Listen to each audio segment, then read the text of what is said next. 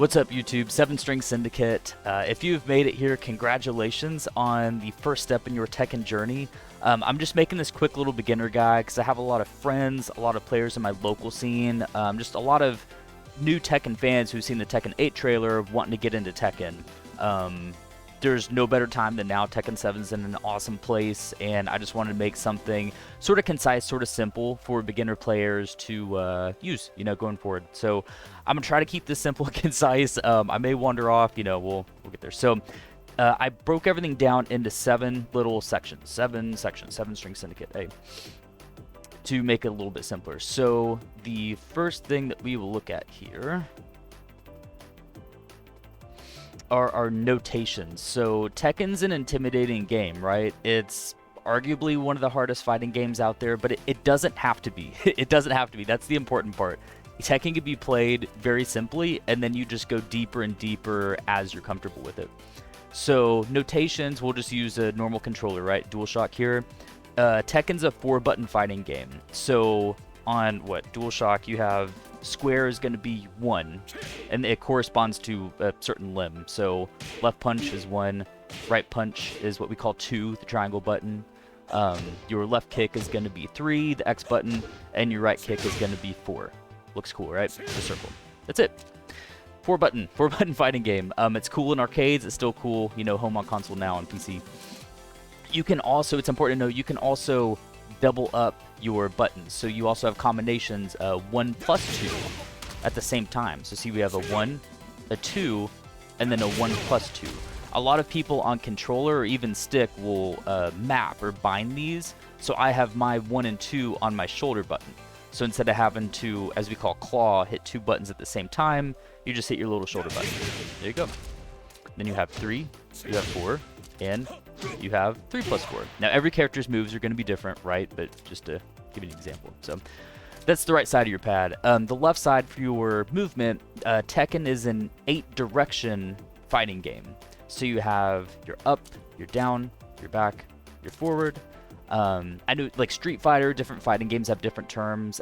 We use octagonal terms. So you have your forward, your down, and then you can also hit the diagonal input of what we call down forward. You can also hit down back, which is what you're going to use to block blows. You can hold back, which is what you use to block moves standing up. Tekken is a 3D fighter, right? A little bit different. So when we hit up, we're actually going to sidestep into the 3rd dimension. Just as if we tap down, we're going to sidestep as well into the 3rd dimension. So forward, back, up, down, down forward, down back. You'll have upward and backward octagonal directions. You don't use them as much, honestly. We don't like to jump in Tekken, unless you're Akuma, which isn't Tekken. That's a whole other story. So there we have our basic notations. Nothing too complicated. For our frames. So frames are going to be a term that you hear come up a lot in Tekken or fighting games in general. A little controversial take here. I'm gonna explain it up front, right? I'm gonna front load you guys with the information on frame data, just because again, it's not as hard as people make it out to be, and it is important just to have a very general understanding of starting out. So Tekken operates at 60 frames per second, right? That means 1 frame equals 1/60th of a second. In other words, frame data is a move's speed, movement speed. The bigger the number, the slower the move, and vice versa. So, in general, there's exceptions, don't worry about that. In general, Tekken's fastest move is 10 frames, right? That's going to be your jab, or the 1 button. And you can see I have the frame display up. On the left side, below Jin, the character to the left, you see startup frame, 10. Very fast. You can interrupt almost anything in this game with a jab. Jab is very strong, just like in martial arts, just like in boxing. Hide behind your jab, get your jab. Very, very important. Moves can also be very slow. You can go up to 15, you can go, slow stuff, 20 frames, 30 frames considered very slow. So for all intents and purposes, just think 10 frames, fast, very fast move. Almost every character has a jab. It's very important to utilize that to your advantage, to pressure, to get the momentum back in a match. Jab. Check them with the jab, just like in boxing. We will demonstrate this real quick. So I'm going to have Kazuya here, Jin's father, a plot twist. use a 14 frame move, right? About medium in speed. So what he's going to do is his 14 frame move over and over again, and then we're going to interrupt with a move that has faster frames. We use our jab to keep it simple. So he's going to do a 14 frame move, and a 14, and a 14. So on math, 10 beats 14, right? 10 is going to be faster startup than 14. So we won on math. All you use is a jab. Hide behind the jab. So you can use this to your advantage. Players, a lot of beginning players, lower and intermediate players, will use these slower moves. Just throw them out, right? Don't let them get away with it. You check with your jab. Very important.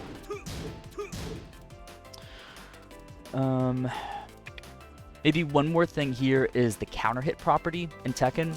So certain moves don't just land a normal hit if they connect with your opponent, but they will counter hit. They will counter hit launch so you can get a combo.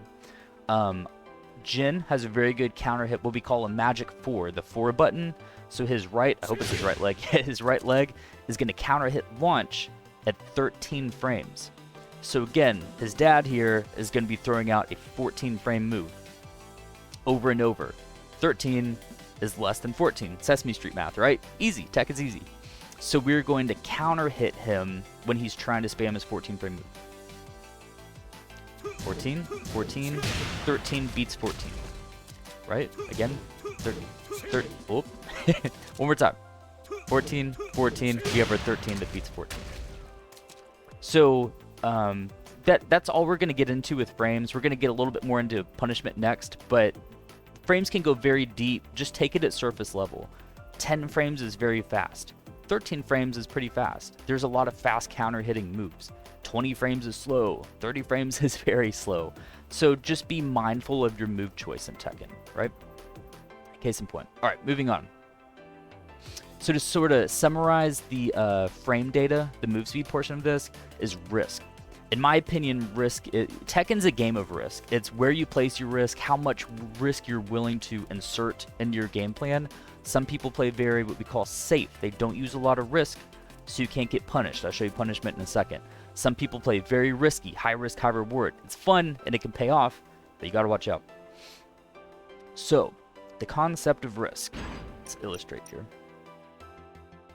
I'm going to have Jin's dad, Kazuya here, do a move that is punishable. Now, how do we define punishable? You'll see on Kazuya's side of the screen the red red number, right? Minus 13. So you can think of minus moves as being stunned. Think of your character as a little bit stunned after your move is blocked. You can't immediately press another button. Now, some moves are so minus, they're so stunned that your opponent can push a button guaranteed. So they can punish the move that you just threw out because you're stunned so heavily. The goal in Tekken is not to use these punishable moves too much. A little bit, but not too much. There's a time and a place for them. So case in point, some moves are safe, as in you throw the move out, it's blocked, you cannot hit them back. You can't. A lot of moves are punishable. So the move that Kazuya, his dad, is doing here is punishable by 13 frames. So again, going back to our frame data, what's faster than 13? 10. So let's jab him. That's a punish. There's nothing that Kazuya can do in this situation to stop me from getting my punish.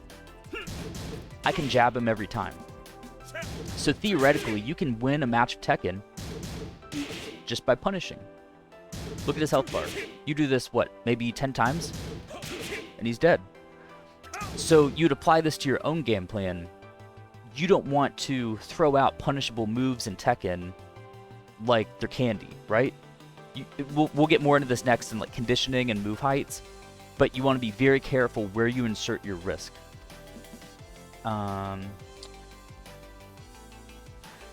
To wrap this up, one more illustration of punishment and risk.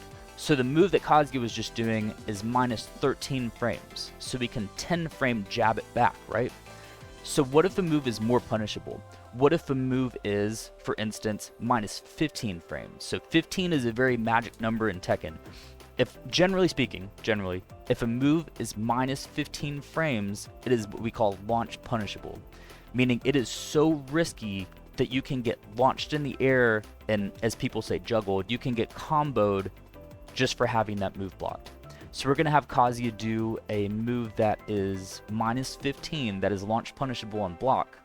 And you'll see not only can we jab him, but we can launch him. We can big boy launch him.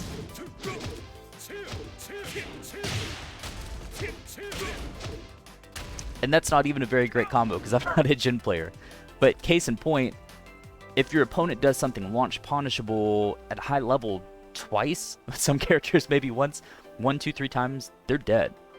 So again, bringing this back to your own game plan, you really, really want to be careful and ideally not do launch punishable moves. If you're going to do it very sneakily and intellectually. Find a very good place to do it. Do it based off of your opponent's tendency. In general, especially beginning ranks, you want to stay away from launch punishable moves. Again, look, bring it small. Stick with your jab. Stick with good little mid options. Poke their legs. Poke their legs. Boom. Boom. Keep it simple, right? No need to throw out these really big moves that can get launch punished on block. Not smart. Alright.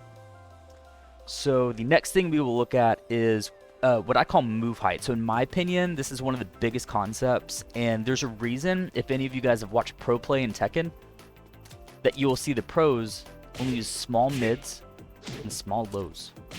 Maybe a jab, right? Always smart to hide behind a jab. Small mid, small low. Move heights. So,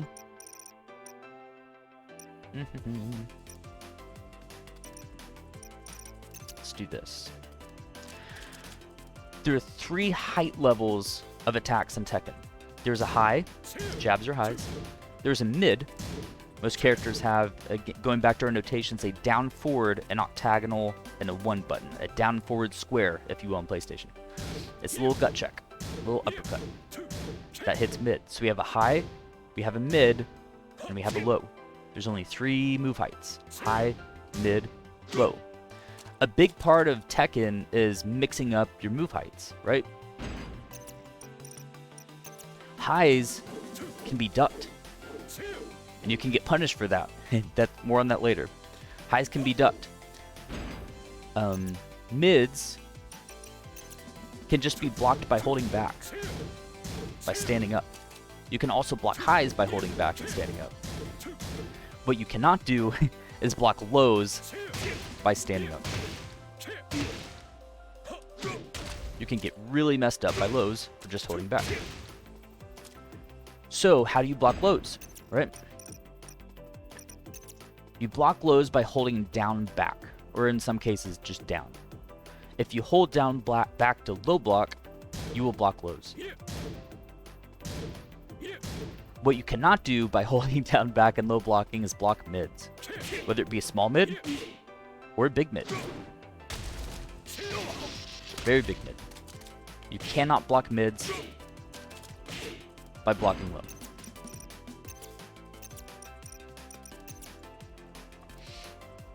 So this brings up concepts like mix-ups, right?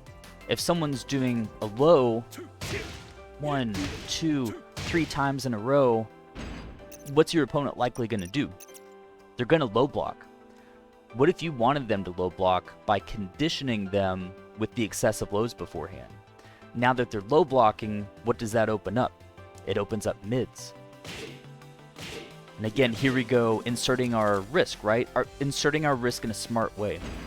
So again, say they're standing up, we go low, we go low, we go low. Now, they're probably going to duck, especially at low to intermediate levels, right? So if they duck, what do they just open themselves up to? Mids. So here you see Jin's hop kick. It's a launcher. Yes, it is risky. It's not launch punishable, but it's a little bit risky. But the important thing here is we didn't just throw it out. We're conditioning our opponent, right? We're introducing mind games. We're making them do something that we want them to do. And now we're going to get a reward for it. Again, risk and reward. You see it all coming together. This also opens the door to a concept called 50-50. 50-50 is a situation where you force the defender to guess between two options, right? So what if they had to guess between what we call a health sweep? Cool name, right?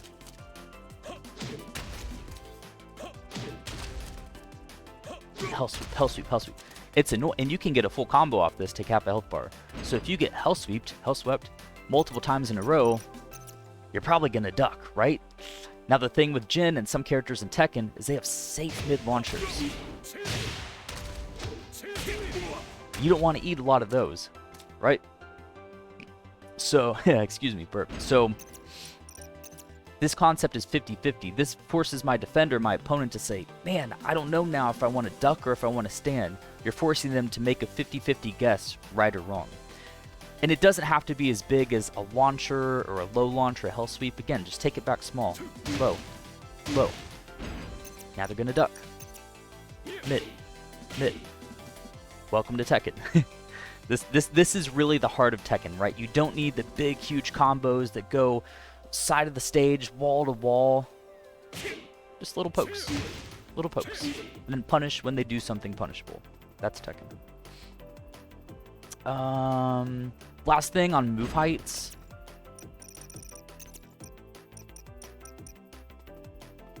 Is going to be, so strings, right? Think there's large combos. I've demonstrated a few combos where you get a launcher. We'll finish up with the combo system. You get a launcher, you cause a tailspin, you'll go in for an ender, you get a full launcher, a full juggle, right? You can think of it as mini combos, what we call strings in Tekken. It's a series of attacks that play out together. So here I'm going to use Kazuya, the character on the right, down forward 1-4. It's a 2-hit string, not a combo, just what we call a string. You'll see when it comes out. Boom, boom. Right? Down forward 1-4. Punch, kick. Time. Punch, kick. Now you see the move properties coming out, right? Now what is this? It's a mid and a high. Mid, high. Mid, high. So taking advantage now that we know our move heights in Tekken, high, mid, and low, we can duck the highs. And get a combo for it. Whoop. If you're a little bit better than me. So, just to illustrate, there are a lot of things in Tekken that result in a high, whether it's a specific move, a string. You want to be aware, be cognizant of when highs come out, and you'll pick that up as you get further into the game. You'll start studying the game on the back end, right? In practice mode. Practice mode is great. Practice mode is goated. You'll start finding, oh, that's a high in that string. Oh, this move is a high, and my last opponent kept using it over and over. So you can start getting around that by simply ducking, right? Or if it's a slow move, you can jab, right? Again, full circle, hide behind your jab. We'll get to this later too, but Tekken's a 3D game, right? We ain't playing Street Fighter. You can sidestep certain moves. Completely make their move whiff, make it miss. You can also backdash, get out of it. The back button. Many ways to defensively play the game. My cat wants on this video so bad. Shout out to Pharaoh the cat. Alright, so that's all in move heights. I know it's a big one, but that's very important, and I think a lot of new videos skip over that.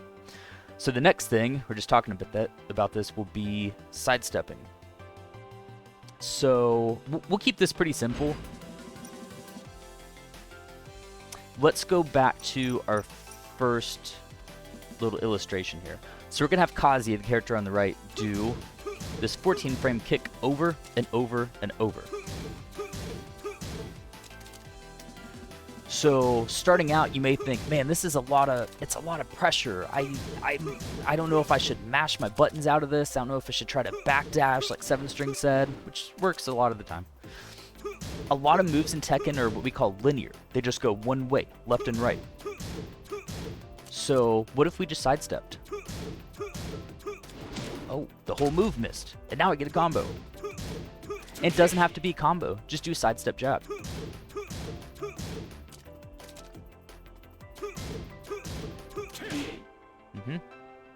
One more time.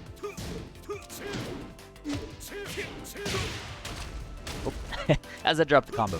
But for illustration purposes, a lot of moves in Tekken, when you feel like you're being, we call rushed down or pressured, all these moves are coming at you, your opponent's button mashing. The one cool thing that sets Tekken apart from a lot of other fighters, specifically 2D fighters, is your ability to sidestep into the third dimension. Never forget that. It's going to be hard. It's hard for me sometimes too, a lot of players.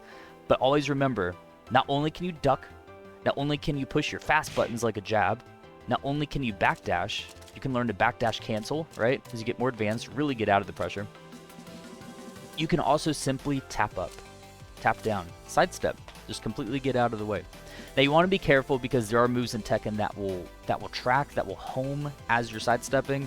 Again, don't worry about that for now. If you're a brand new player and you manage to sidestep something, give yourself a pat on the back. It's a very big deal. So that is about all on sidestepping. Almost done. So the second to last thing we're looking at here is throws. My favorite for those who watch my stream. So Tekken, for the most part, has 3 throws, right? You have what we call one throw, where you hit the 1 and the 3 button, or on DualShock on PlayStation, the square and the X button together. Now you'll see when I do my one throw that Jin's forward hand is sticking out. You can break throws or grabs in Tekken by pressing the corresponding button. So if I'm pressing 1 and my opponent presses 1, they'll break the throw. Now if they don't break the throw, you get an animation and pretty chunky damage, right? So you'd want to make sure that you're at least trying to break throws. Now there's 2 what we call standard throws in Tekken. There's a 1 throw, again 1 plus 3, the buttons together. There's a 2 throw. See his backhand, oh, karate. You see his backhand coming out now instead, right? Now standard throws, for the most part, can be broken with either the 1 button or the 2 button. Either one is fine. Pick your poison, right? So we have our 1 throw, and we have our 2 throw. Now notice about the 2 throw, karate, he side switches. So now we're on the other side. You can use this to your advantage. The further you get along in Tekken, you'll see reasons why. Now, there's also what's called a command throw. So command throws are usually going to be combinations of buttons. So how we said you have 1, 2, and then 1 plus 2 that we can bind to our shoulder button if you're playing on controller if you want. Jin has, oh wait, what's Jin's? Not that. Up, forward, 1 plus 2. Diagonally up, forward, 1 plus 2. So command throws, what you'll notice is different. Both hands are coming out at the same time. So this indicates that it's a 1 and a 2 button at the same time, a 1 plus 2, right? A command throw like this, you can only break by pressing 1 plus 2, the specific command 1 plus 2. I like to call these dedicated throws too. So if you see both hands come out, for the most part, you can't press just 1, you can't press just 2, you have to press 1 plus 2. I know it's hard at first, but you'll have to condition yourself to look at which hand is coming out, right? Which arm, which ligament. If it's a 1, whoop, karate. If it's a 1, you'll do your 1 break. If it's a 2, you'll break your 2 break. If it's a 1 plus 2, you'll do your 1 plus 2 break. Again, don't make a huge deal out of it now. It's just something to be aware of, sort of look out for it. We'll illustrate this for a second too by breaking a 1 throw. So I'm going to have Kazuya, old dad here, do a 1 throw over and over. You see the front hand is coming out. That's indicative of a 1 throw, which is also a 1 break, a 1 button break. Why is he backing up? So if I get hit by it, oh, that hurts, and now I'm knocked down too. There's a whole other story about how to wake up from getting knocked down in Tekken, right? We don't want that. Now 1 comes out and I hit 1, oh, I broke the throw. I broke the throw. What if I pressed the wrong button? Oh, I pressed 1 plus 2 instead of 1, right? I wasn't watching which arm was coming out. So again, don't fixate on this for now. It's just something to be aware of, right? If you see there's certain characters, the fuzzy cat looking guy, right? King and Armor King, a big part of their kit, of their game plan is using throws. So you're going to want to watch out for this stuff. If you're in ranked mode and you're getting hit by throw after throw after throw, take a breath, calm down. It's going to be cool. We'll get better at it. Watch what arm is coming out and try to press the corresponding button. So that's all in throws. The final thing is combos. So I'm going to keep this really simple for now. Tekken doesn't have a tutorial or, really great tutorial options. We'll probably get more of that in 8. Tekken does have a really cool So move list option 1 to look at all your moves, your buttons, and then sample combos. So this was just added, I think, like halfway through Tekken season. So this gives you, in my opinion, it's a really great system. It gives you something very simple to look at. The buttons are color-coded, right? Something very simple to start out with, medium, and then something a little bit more hard. So for whatever character you choose, try going through their sample combos. In fact, try utilizing this when you're trying to find a character. Maybe the combos are a little bit too hard and frustrates you. You don't want to get frustrated in a game that's already sort of frustrating, right? In my opinion. So find a character whose combo system feels good for you. You say, hey, this feels really comfy. I can see myself playing this character. Don't make it the defining, decision-making factor, but a part of it. So here's what I want to show you guys. The final thing on this video is the anatomy of a combo. I think a lot of people get this wrong too, confused. So combos in Tekken 7, it may change in the next game. Doesn't look like it is though, is going to consist of 3 things. A launcher, you've already seen a launcher, right? A screw attack, and screw attacks cause a tailspin. Now when I say tailspin, the opponent, after getting screw attacked in the air, I know it's weird words, is going to fall with his shoulders hitting the ground and his legs up in the air. This is very important because once he's in the tailspin state, you can do your combo ender, your finisher, right? So we have our launcher, our screw attack, and you see the tailspin mechanic. Launcher, screw attack, tailspin. So when his legs are in the air, your opponent's completely defenseless. You can run in and do your combo ender. So I'm going to illustrate this with hop kick, launcher, into screw attack, into demon paw, and ender. That technically is a full combo in Tekken.